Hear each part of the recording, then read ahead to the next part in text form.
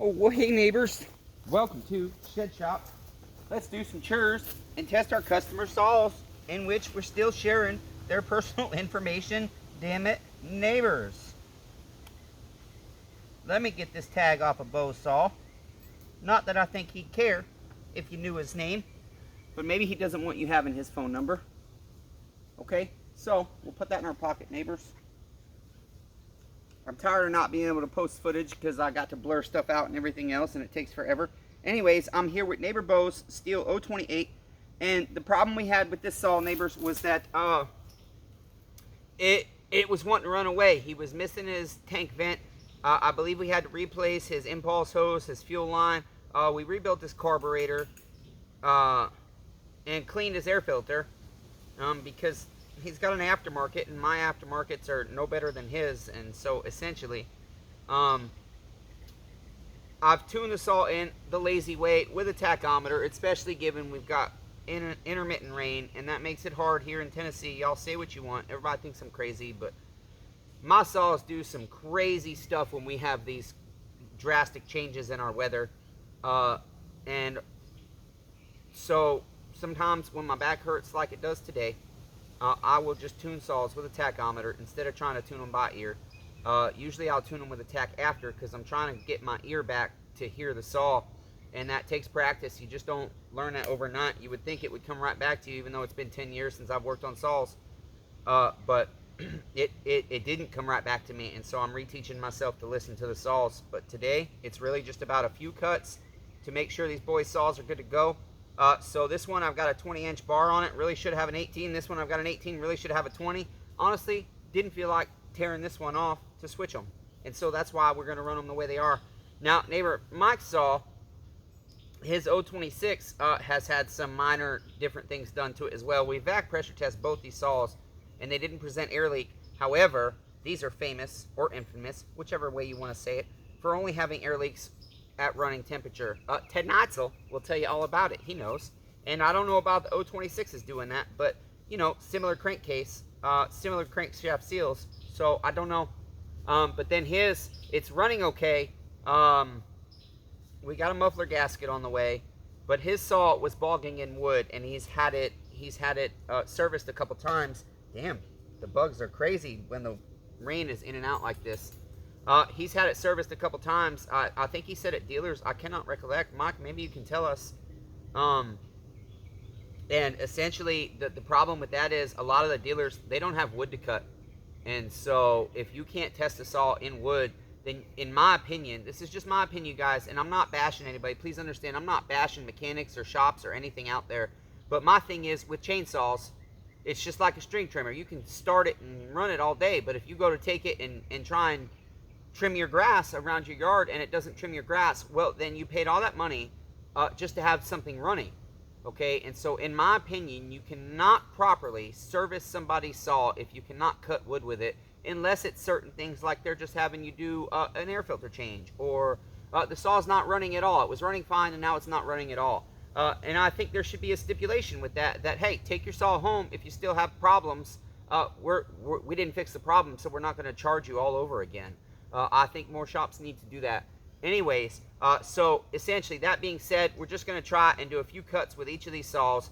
That's the above and beyond you have to do for your customer, neighbor, and how you do good business is if they're having a problem with their saw cutting wood, you have to cut wood with it, period. If you don't, in my opinion, you're doing your customer, neighbor, a disservice, a disjustice, and a dishonest deed. And so that's just where I'm at with it. Now, please understand, again, just because a mechanic works at a business doesn't mean it's the mechanic's fault. They have a job to do. If their boss doesn't have logs outside for them to cut and doesn't want to pay them to cut wood, they can't do nothing about it. Okay, so also please understand that aspect. We're not bashing nobody here. We're just saying I do things this way, and I think it should be done this way, period. Anybody else that does anything different, hey, I still fucking love you. I don't care. Okay, so let's get to work, damn it. Yeah, neighbors. Of course, I've messed with his switch for like 30 minutes. It's a typical stihl 028 switch. It wants to be an asshole. And so it gets caught, it gets stuck, it does different things. And so hopefully, if the saw's running and cutting good, I'll have time because Beau's busy before he comes to tinker with that and fix it for him without charging him any more money, because I'm essentially at a point I can't keep working on it because it takes too much time.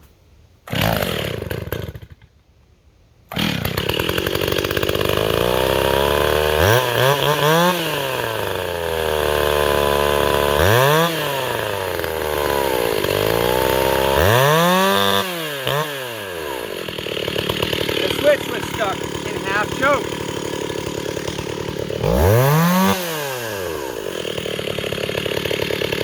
I've not been over here in a while, so I have to do a check again.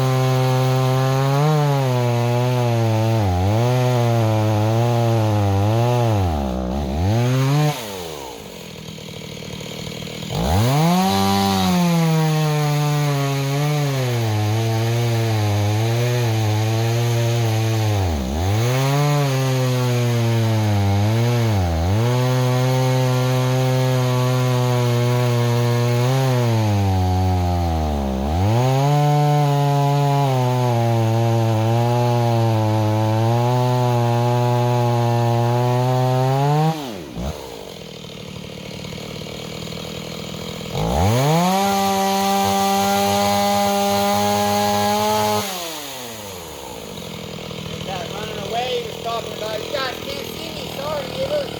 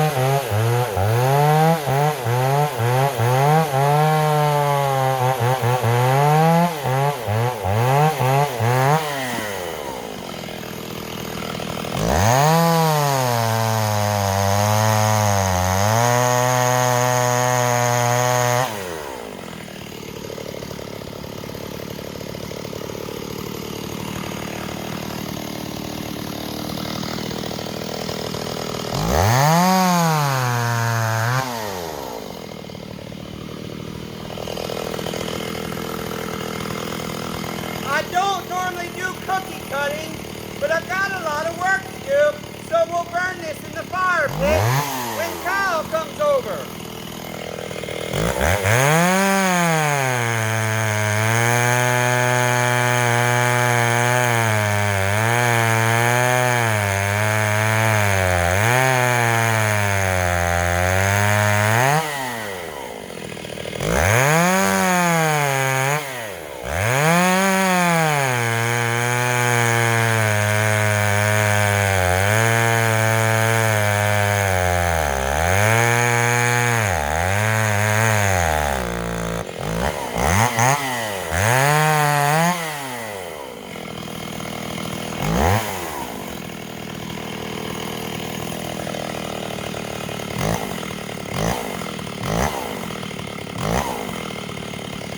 little tight.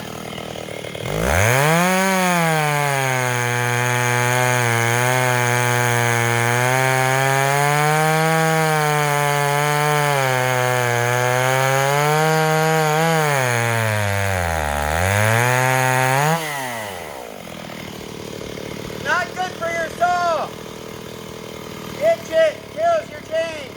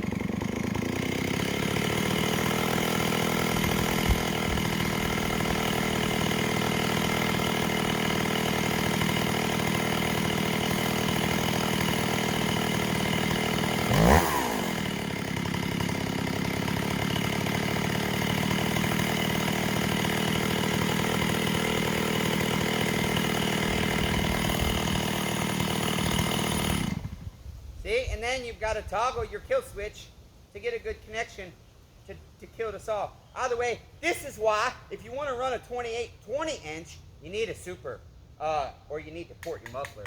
He's got the easy portable muffler, easy muffler to port. So anyways, I think his saw is decent. Uh-oh, I think we have a customer neighbor here. That might be the neighbors across the street, though. That was the neighbors across the street. And so, essentially, I would say, I'm safe to tell Beau, he needs a new bar and chain. Well, a new bar. His chain's great. But he's going to pay me as much to refurbish his bar as he would to buy a brand new bar. So, we'll see what he wants to do there. Now, let's see what Mike's 026 does. Are you still with me, neighbors? I'm sorry I always get out of view on you guys and give you terrible quality video. Would you guys like to come closer? There we go. And again, I don't normally cookie cut, but I'm tired and I'll hurt. And I got to thinking today, I'm like, well, I do like to have a lot of campfires. And that's not bad campfire stuff to burn the cookies. Okay? So, let's see what Mike's saw does. Now remember, you saw what his saw was doing on the tuning there. I literally just tuned that with a tack before we came over here, and same with this one. And so that's what I mean, that barometric pressure change, these saws do some funky stuff, and if you don't listen to them and tune them in according to your weather, your atmosphere, or whatever, your saw won't last as long.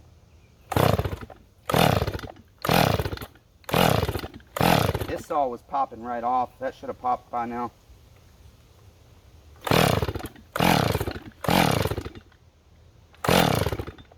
Okay, something ain't right.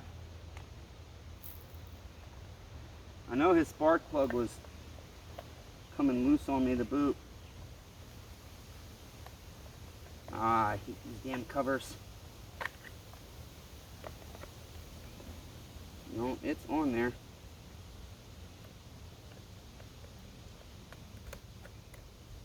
Choke did engage. Well, hell, neighbors. Maybe we're not testing this one.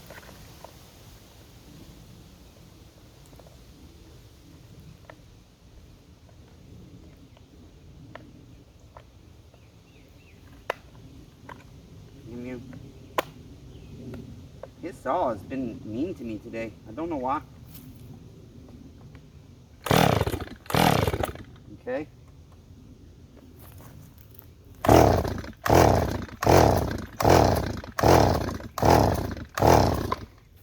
His saw now does not want to start. It was just damn running good. This is my life though. I know I put fuel in it.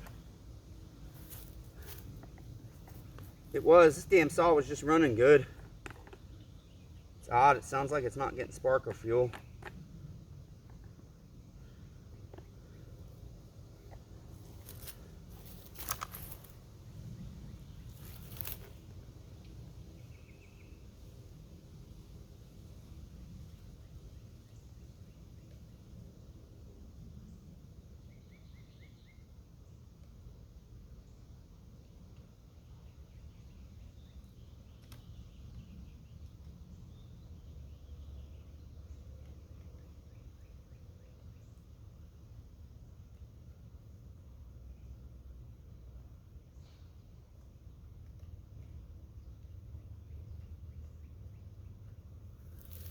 Okay, well, I mean, there's nothing I can do about that. If the damn saw doesn't want to start, I'm not going to sit here and fight cord.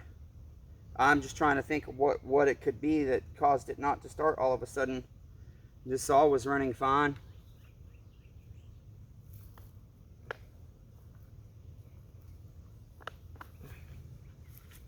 I just am trying to make sure all our connections are hooked up and whatnot. That is on there. It seems, however, let's take our top cover.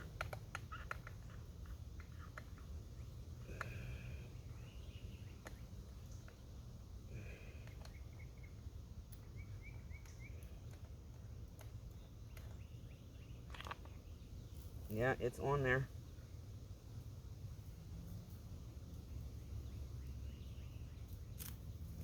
Shall we try again, neighbors? One more time. See if we can't see what the hell's going on.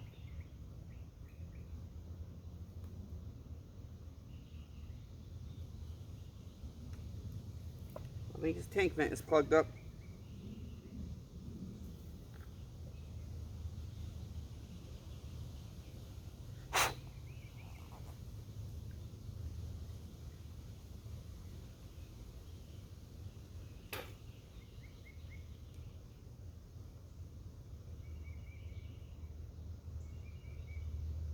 Can't get on the set screw. Damn it.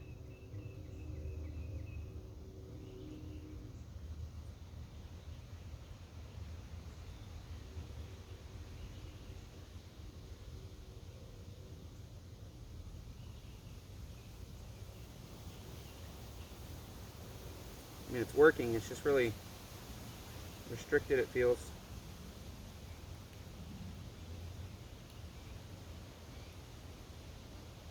I have to get the smaller screwdriver for that one.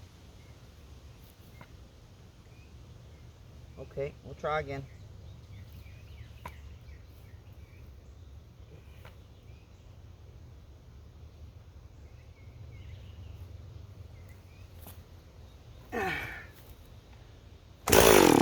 Huh, interesting, right, neighbors?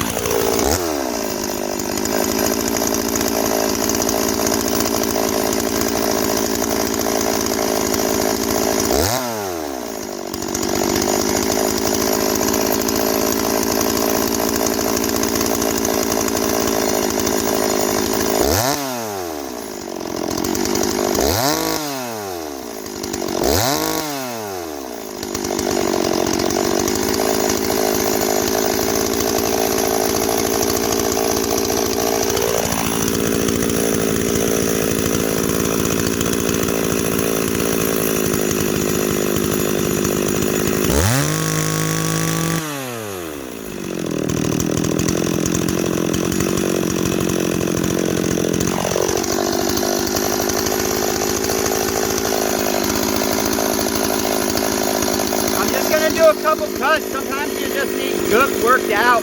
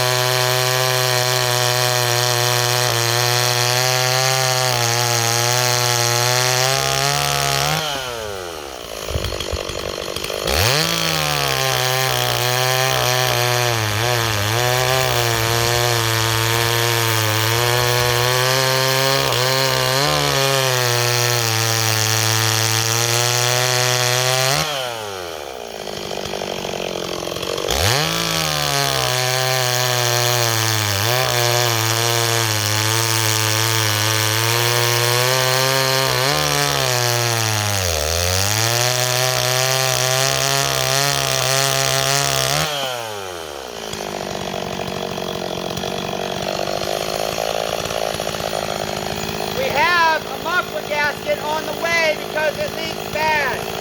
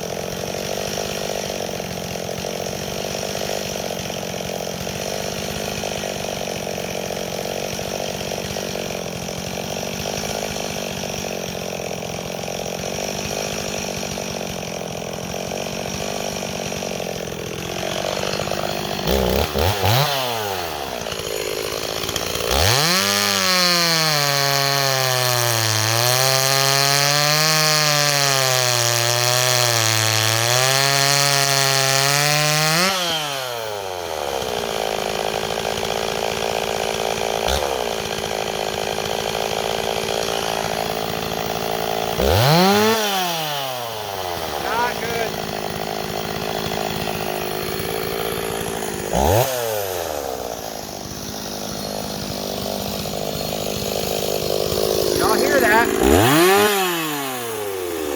Too many RPM.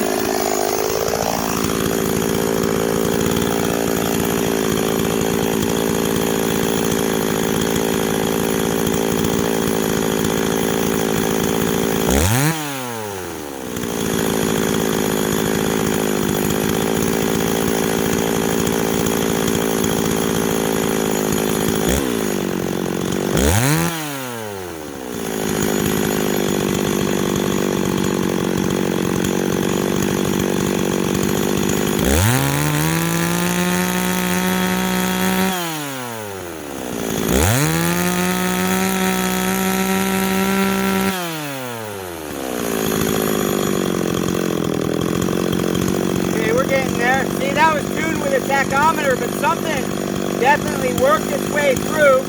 You heard the saw idling up and down like that whilst I was peeling the barb. That's why I was listening. It's doing it again.